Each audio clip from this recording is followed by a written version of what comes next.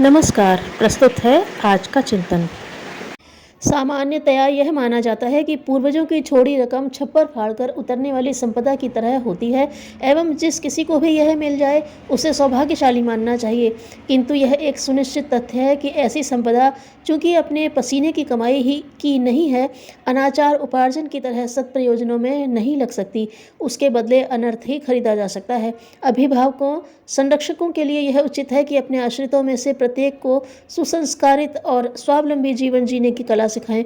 मर्यादाओं के परिपालन और वर्जनाओं से बचे रहने के लिए सहमत करके किसी को भी असभ्यता, उद्दंडता, अनैतिकता अपनाने की छूट न दें। आलस्य, प्रमाद के चंगुल में फंसने से इस परिकर को उसी प्रकार रोका जाना चाहिए जैसे कि सांप, बिच्छू, आग और जहर से दूर रहने की सतर्कता विश्वास करने के स्तर तक हृदयंगम कराई जाती है। परिवार में भी कोई व्यक्ति आत्महीनता की ग्रंथियों का शिकार होकर संकोची न बन बैठे। अपनी बात को सबके सम्मुख न कह सकने पर घुटन ही अनुभव करनी होती है और उसका परिणाम प्रतिभा पलायन जैसा अतीव कष्टकारक होता है। साथ ही किसी को इस स्थिति तक भी न पहुंचने देना चाहिए कि अशिष्टता, उद्दंडता बरतने पर उतारू होने जैसी अवांछनीय स्थिति तक जा पहुंचे।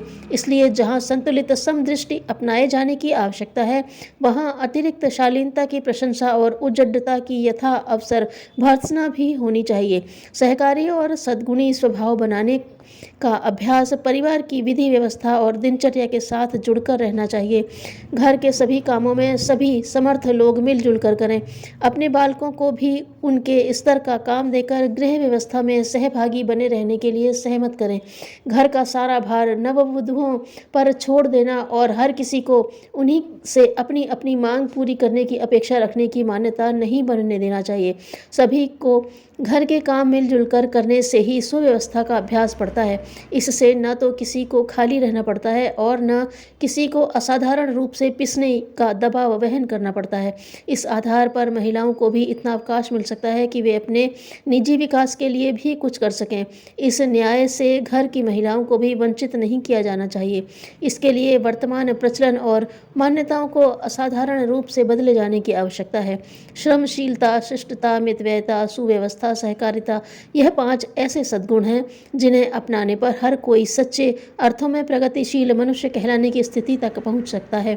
आलसी, प्रमादी, अपव्ययी, अहंकारी, प्रदर्शन प्रिय, फिजूल खर्ची, अशिष्ट, असभ्य, व्यवस्था बुद्धि से रहित, समय को बर्बाद करते रहने वाले, व्यक्तिवादी, संकीर्णता से ग्रसित, स्वार्थपरायण लोग अपनी उज्जडता को बड़प्पन का चिन्ह भले ही मानते हों, पर वे वस्तुतः सभी की आंखों में गिर जाते हैं।